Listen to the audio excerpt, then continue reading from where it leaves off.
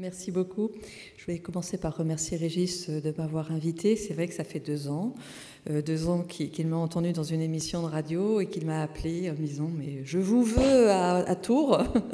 Et voilà. Et donc je suis ravie d'être ici, ravie de cette initiative qui est pluridisciplinaire. Et je le dis aux lycéens, c'est pas souvent en France que l'on organise comme ça des manifestations où les médecins dialoguent avec les historiens, peuvent dialoguer avec des sociologues, alors que c'est extrêmement enrichissant. Et moi, ça m'a beaucoup influencé dans mon parcours. Je vais y revenir.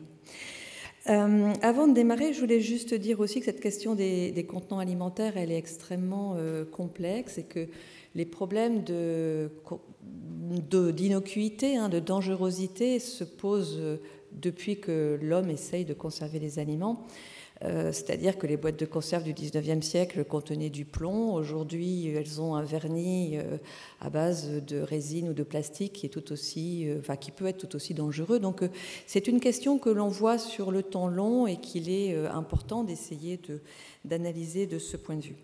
Alors, je vais organiser mon propos en 3 temps. D'abord, vous expliquer comment je suis arrivée à cette recherche. Vous explique aussi la méthodologie parce que c'est important, et puis après j'entrerai à proprement parler dans l'histoire de ces contenants. Alors la genèse de cette étude, d'abord parce que c'est un sujet qui était dans l'actualité. Alors actualité des médias, mais aussi actualité de mon environnement. Moi j'ai commencé mes travaux comme historienne sur l'histoire du marché de l'aluminium, c'est-à-dire la naissance de ce métal au 19e siècle, au milieu du 19e siècle. Ce métal n'existait pas à l'état d'objet métallique, il n'existe pas à l'état natif, comme on dit. C'est-à-dire que pour pouvoir l'obtenir, il faut casser la molécule d'aluminium qui est extrêmement liée à l'oxygène. Et pour ce faire, il a fallu produire de l'électricité en très haute intensité. Donc c'est vraiment un métal que l'on dit de la 2e révolution industrielle.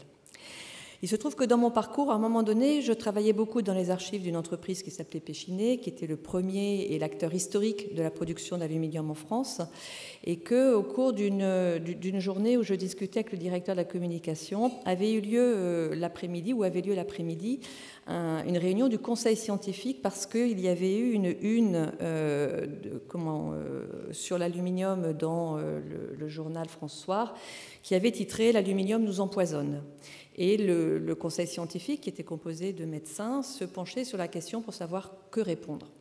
Et au sortir de cette réunion, la discussion avec le directeur de la communication et avec des médecins m'avait donné l'idée, parce que ceux-ci m'avaient expliqué qu'il n'y avait aucun travail historique sur les relations entre aluminium et santé. Donc en discutant un petit peu avec eux, je me suis dit, mais là, il y a un sujet intéressant. Et puis à partir de là, j'ai tiré un peu le fil, je vais y venir après.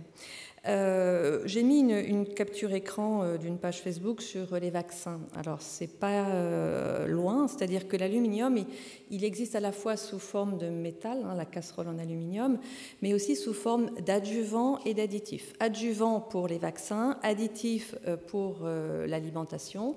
On le trouve aussi dans les excipients, parce que l'aluminium sous forme chimique, il a quelques particularités intéressantes. C'est un réducteur d'acidité, donc vos yaourts qui sont très doux, souvent on y met des réducteurs d'acidité dont l'aluminium.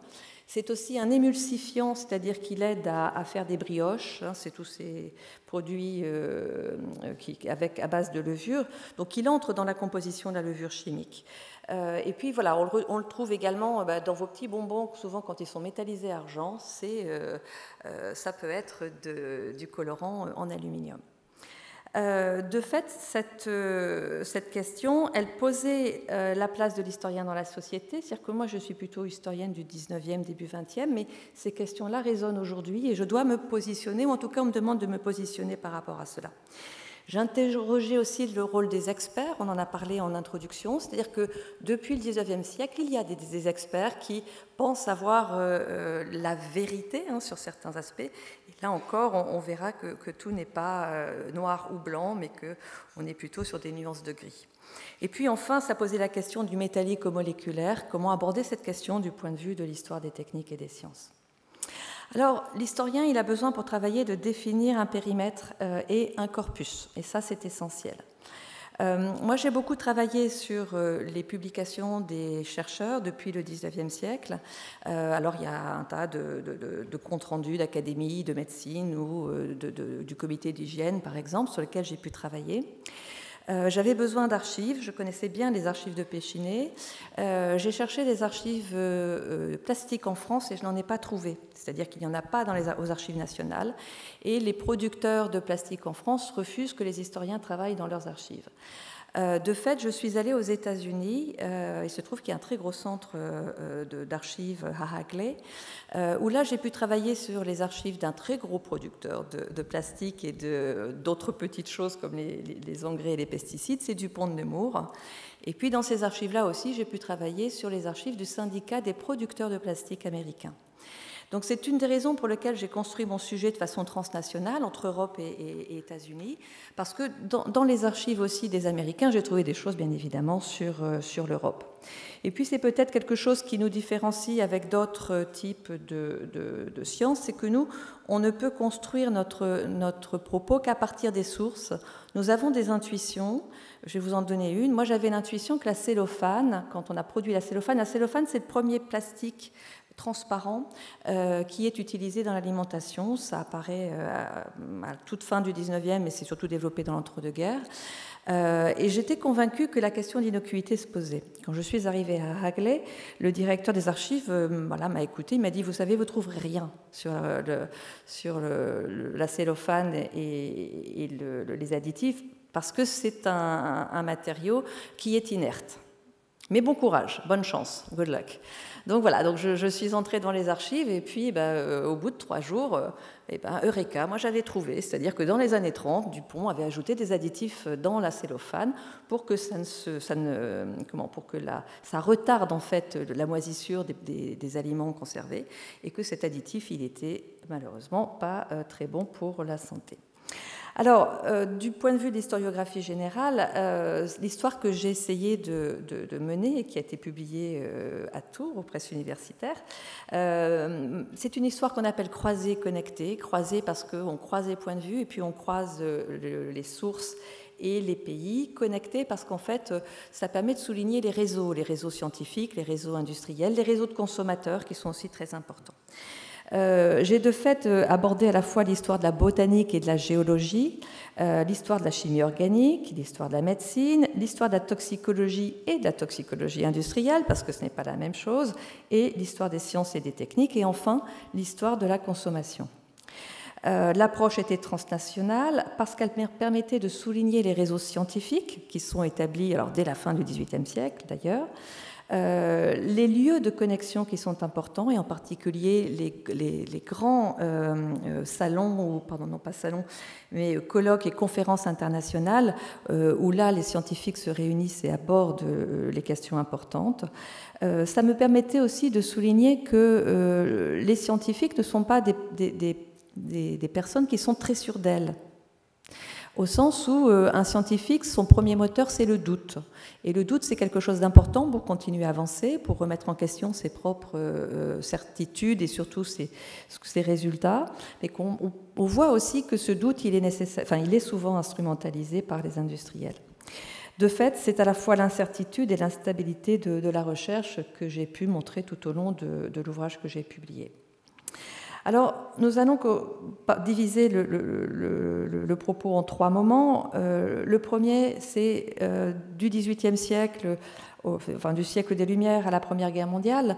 Ce que l'on voit, c'est que les matériaux sont questionnés, c'est-à-dire que le progrès des sciences fait qu'on interroge autant le cuivre que le fer, que les nouveaux matériaux qui vont apparaître, comme l'aluminium ou le nickel, par exemple. La bataille de la régulation, c'est-à-dire qu'il ne suffit pas de mettre au point des produits et de les utiliser dans notre quotidien. Il est important de s'assurer qu'ils sont inoffensifs. Et qui va régler le problème de leur autorisation ou pas? Ce sont les pouvoirs publics et la régulation est extrêmement importante.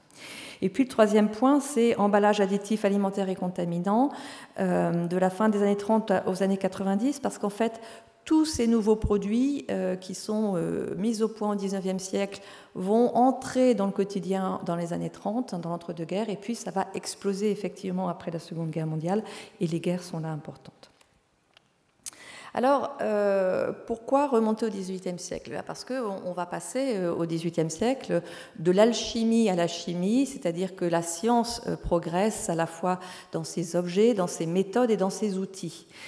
Si je veux vous donner un exemple, par exemple, prenez le microscope. On commence par des lentilles un petit peu grosses et puis progressivement des lunettes et un microscope. Et puis bon, aujourd'hui, on a des microscopes absolument fabuleux qui à résonance magnétique, par exemple, qui permettent d'aller dans l'infiniment petit. Cette connaissance, elle avance et on la retrouve dans les dictionnaires, par exemple, médicaux, qui vont essayer à chaque fois de rassembler la connaissance pour la transmettre alors à ce qu'on appellerait aujourd'hui des médecins généralistes, le propos n'existe pas encore à l'époque, mais en tout cas aux pharmaciens, aux médecins, et on va leur expliquer que le fer c'est bien, que le cuivre c'est intéressant, mais il faut faire attention parce qu'il y a quand même des empoisonnements possibles. L'aluminium au début c'est plutôt un matériau extrêmement sain, j'y reviendrai, et de fait on pose dès le XVIIIe siècle la question de l'aspect inoffensif ou pas des métaux. Cette question-là, elle était intéressante pour moi parce que Sainte-Claire de Ville, qui est le scientifique français qui a découvert le premier procédé de production d'aluminium, qui a été aussi le premier chimiste, qui a assuré que ce métal était inoffensif, a plaidé en disant que on montrait du doigt l'aluminium parce que finalement on n'étudiait pas assez les métaux anciens. Ce n'est pas vrai. Au moment où Sainte-Claire de Ville parle, les scientifiques s'intéressent à tous les métaux, y compris les métaux plus anciens. Alors, le rôle des pouvoirs publics et l'arsenal législatif. Cette question de la régulation, elle apparaît surtout au XIXe siècle, au début du XIXe siècle, on va dire vers 1820 à peu près. Il y a des grandes lois qui sont préparées, des décrets qui... Excusez-moi, j'essaye de m'y retrouver. Voilà. 1851, nous avons une loi sur les fraudes et falsifications. Et ce qui est intéressant de voir, c'est qu'on distingue la tromperie qui n'est pas dangereuse de la falsification qui peut être, elle, extrêmement dangereuse et conduire à la mort. Donc, autrement dit, les peines sont moins lourdes en cas de tromperie plutôt qu'en cas de falsification. 1905, c'est une grande loi sur les fraudes et falsifications des denrées alimentaires et des produits agricoles en particulier. On essaye de réguler quelque chose qui est apparu, qui sont les colorants, dont certains peuvent être extrêmement toxiques. Juin 1912, on est là sur un arrêté, moi, qui m'a beaucoup plus intéressée, puisqu'on abordait enfin la question des contenants alimentaires. C'est-à-dire que 1905, on abordait surtout la question des aliments. Il faut qu'ils soient sains, mais on n'abordait absolument pas la question des contenants et des additifs alimentaires. 1912, cette question est abordée, sachant que pour relativiser cette loi, par exemple, le reverdissage des légumes par l'ajout de cuivre est encore autorisé en 1912. C'est une demande des conserveurs qui veulent, lorsqu'ils font leur conserve de haricots verts, pouvoir rajouter du sel de cuivre de façon à ce que les haricots restent bien verts parce que ça plaît aux consommateurs. Là encore, ça plaît aux consommateurs, je mets entre guillemets parce que sur cette période-là, c'est en fait très difficile de retracer les véritables désirs des consommateurs, ce qui n'est plus le cas aujourd'hui.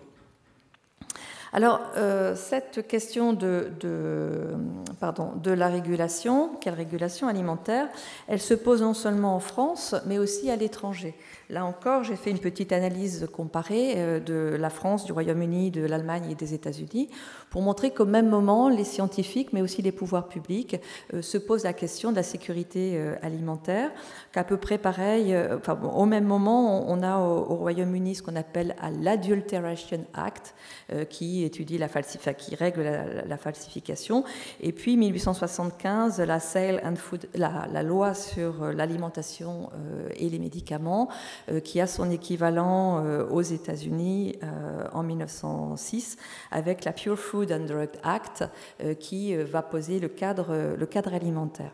Ça, c'est aussi important pour voir que à cette période-là, les scientifiques sont vraiment extrêmement mobilisés pour défendre les consommateurs et que Pasteur, au sein du comité d'hygiène publique, défend l'idée du principe de précaution. C'est-à-dire que pour lui, on ne doit pas admettre des additifs alimentaires ou des matériaux dont on n'est pas sûr de l'innocuité à court terme ou à moyen terme. Cette question-là, elle est importante parce qu'elle a complètement changé par la suite. L'étude de cas de la casserole à la levure. Pourquoi est-ce que j'ai appelé ça de la casserole à la levure? Tout simplement parce que, à partir des gourdes en aluminium qui sont utilisées par les militaires pendant au XIXe siècle, la première expédition de Madagascar, 1891, vont se décliner des grandes crises. Donc on a, au fin du XIXe siècle, entre 1890 et 1899, plusieurs comme ça remises en question de l'aluminium dans les contenants alimentaires. Et ces grandes crises, enfin ces petites crises plutôt, sont vite résolues par l'immobilisation des scientifiques. La levure, c'est beaucoup plus intéressant. L'usage de l'aluminium dans la levure, il commence dans les années 1870 aux États-Unis. Dans l'entre-deux-guerres, à la fin, 1908, on a une très grosse crise qui se fait, non pas venue des consommateurs ou des médecins, mais tout simplement parce que les producteurs de levure américains se font des procès parce que certains travaillent sans l'aluminium et d'autres travaillent avec l'aluminium, et qu'il y a des problèmes de concurrence. Ce débat-là, il n'est pas tranché, c'est-à-dire que les États-Unis aujourd'hui, vous touchez toujours de la levure avec des sels d'aluminium, et puis vous avez des magnifiques boîtes d'aluminium où on sait aluminium free, c'est-à-dire sans aluminium. Et l'idée, c'est de savoir, est-ce que quand vous consommez des biscuits ou des pâtisseries avec de la levure contenant de l'aluminium, est-ce que c'est dangereux ou pas? Ces premiers procès entre les industriels, ils vont donner lieu à la plus longue controverse alimentaire des États-Unis, de l'histoire des États-Unis, encore vrai aujourd'hui. Ça va mobiliser plusieurs centaines de chercheurs autour de ces questions-là. Ça n'a pas d'équivalent en Europe. Et ce qui est intéressant de voir, c'est que la question n'est toujours pas résolue aujourd'hui. Et puis dans les années 30, au Royaume-Uni, on trouve encore pour la première fois une polémique. Et là, ce qui est intéressant, c'est que c'est un médecin généraliste qui lance l'alerte, on l'appellerait aujourd'hui un lanceur d'alerte. Et lui, il associe à la fois les casseroles, les systèmes d'épuration des eaux, parce qu'on y met aussi des sels d'aluminium, et les additifs alimentaires. Voilà. Je ne vais pas entrer dans cette polémique-là, mais elle est intéressante parce qu'elle montre bien que les trois aspects sont importants. Alors les plastiques. Je vous ai dit, la cellophane est le premier des plastiques. La question de l'innocuité des plastiques, elle va se poser surtout après la Seconde Guerre mondiale. Pourquoi est-ce qu'il se développe dans les emballages? C'est d'abord et avant tout parce que pendant la Seconde Guerre mondiale, l'armée américaine a demandé aux producteurs d'emballages américains de travailler ensemble pour mettre au point de nouveaux emballages. Par exemple, le Tetra Pak, que vous connaissez aujourd'hui, qui est un emballage mixte, papier, plastique, aluminium notamment, il est mis au point pendant la Seconde Guerre mondiale parce qu'il permet de protéger la nourriture des soldats où que l'on soit. C'est-à-dire que sur le front asiatique, où il fait très chaud, où c'est très humide, où on envoie l'alimentation, les aliments par parachute, donc il faut des emballages très costauds, on met au point ce type de produit. La bouteille plastique, elle répond exactement au même type de contraintes. Je la compare aux canettes que vous connaissez, les canettes métalliques, acier ou aluminium. Qu'est-ce qui a poussé à la production de ces canettes? Eh bien, c'est l'envoi du Coca-Cola aux soldats américains sur le front. Pareil. C'est-à-dire qu'on ne pouvait pas mettre dans des bouteilles en verre parce qu'elles cassaient. On a mis au point les premières canettes pour qu'avec un emballage qui s'ouvrait, pas encore la languette, de façon à ce qu'ils aient leur Coca-Cola partout où ils étaient. Après les années 50, on arrive sur ce qu'on appelle la consommation de masse, donc un développement, comme on dit en histoire économique, à deux chiffres de la consommation et de la production, et la nécessité de produire beaucoup de façon sûre. Le plastique arrive à ce moment-là. Il est intéressant parce que quand dans le process du plastique, vous pouvez à la fois faire la bouteille et elle reste tout à fait stérile, mettre le produit, vous fermez et votre produit est sain. Je vois que j'ai dépassé.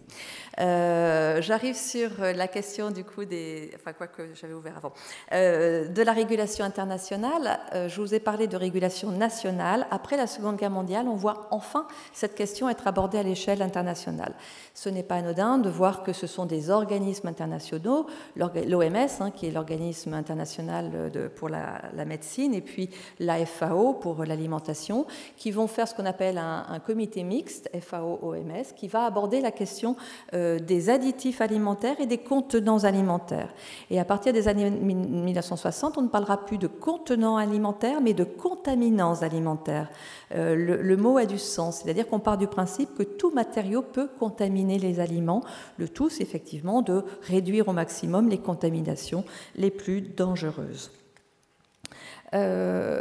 Sur cette période-là aussi apparaît la notion de dose journalière acceptée. Ça, c'est important, puisqu'effectivement, ça permet de voir quel est le taux d'exposition. Pour ce qui est de l'aluminium, par exemple, c'est intéressant parce que vous voyez au XIXe siècle, en fait, l'aluminium, il est effectivement présent dans la nature, c'est le métal le plus important de la croûte terrestre. Il est dans les plantes, donc c'est pour ça que j'ai aussi étudié un peu la botanique, mais l'exposition d'un citoyen lambda en 1900 n'est absolument pas celle d'un citoyen lambda en 2000. Pourquoi ?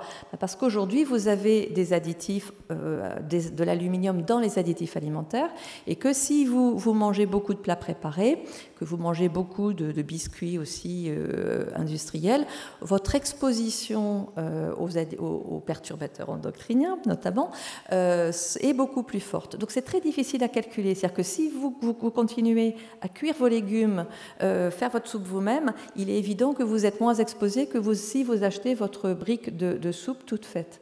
Et de fait, ça c'est vrai pour tout. C'est vrai pour vos boissons, c'est vrai pour l'alimentation, c'est vrai pour vos médicaments, c'est vrai pour vos cosmétiques. Il y a eu aussi pas mal, il y a beaucoup de recherches autour des cosmétiques pour voir dans quelle mesure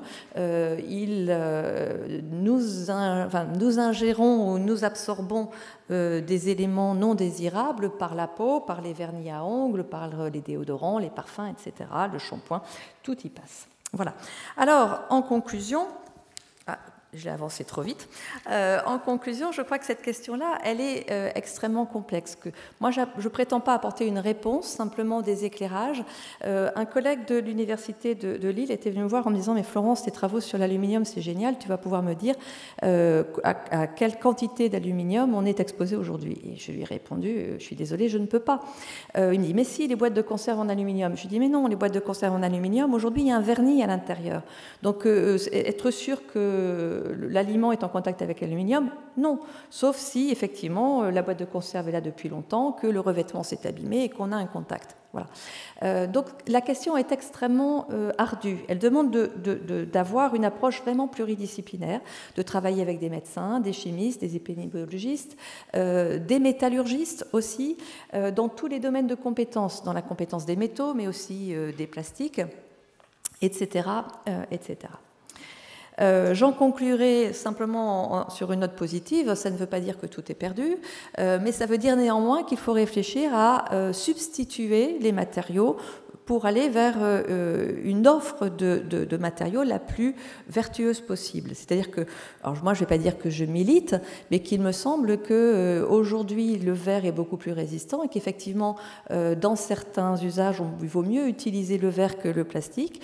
Moi je déconseille toujours, parce que quand on me dit est-ce que vous continuez à faire votre poisson en papillote, je réponds oui, mais en revanche je ne réchauffe jamais mes plats dans un plat en plastique dans mon micro-ondes. Voilà, il faut faire des choix et des compromis. Merci.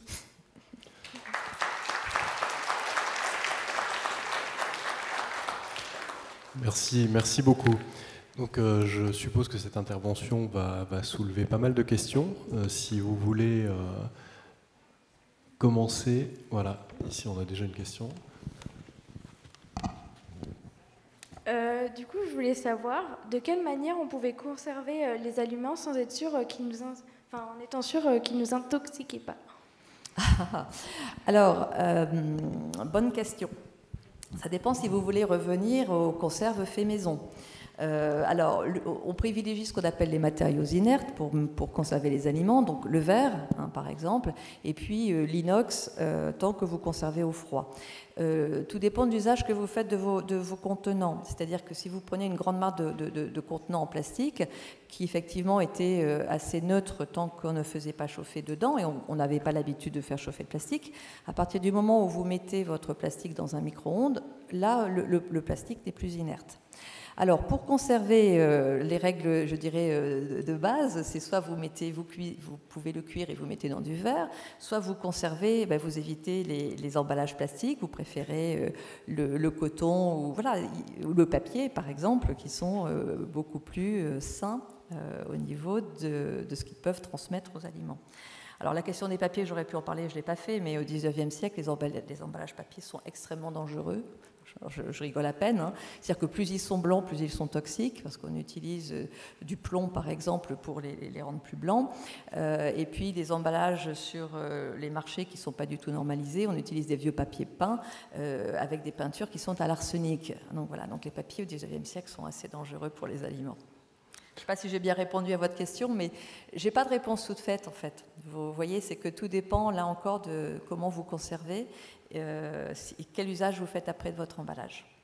Il y a quelques années, il y avait d'ailleurs eu un problème avec des migrations d'encre aussi qui passaient des boîtes en carton dans les aliments. On s'était aperçu de ça. Je ne sais pas si on peut établir un parallèle. Alors oui, mais absolument, parce qu'il faut des encres alimentaires. Et moi, je mets toujours en garde quand je vois des personnes qui utilisent effectivement des papiers, enfin des sacs papier qui ne sont pas faits pour l'alimentation, mais qu'on vous a vendus pour mettre autre chose, des clous, ce que vous voulez, et qui sont imprimés. Ce ne sont pas des encres alimentaires. Donc effectivement, un aliment humide mis dedans, un fruit par exemple, il va prendre l'encre.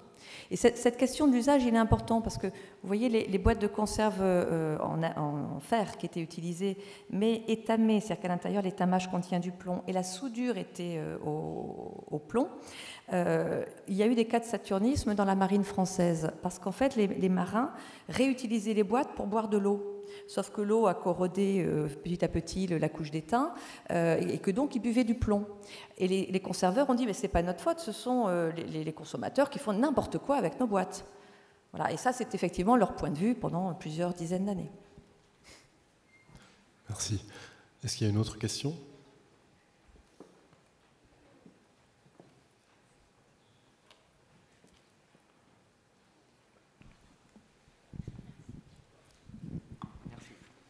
Bonjour, j'aimerais savoir quels sont les effets néfastes du cellophane et de l'aluminium du coup sur notre santé.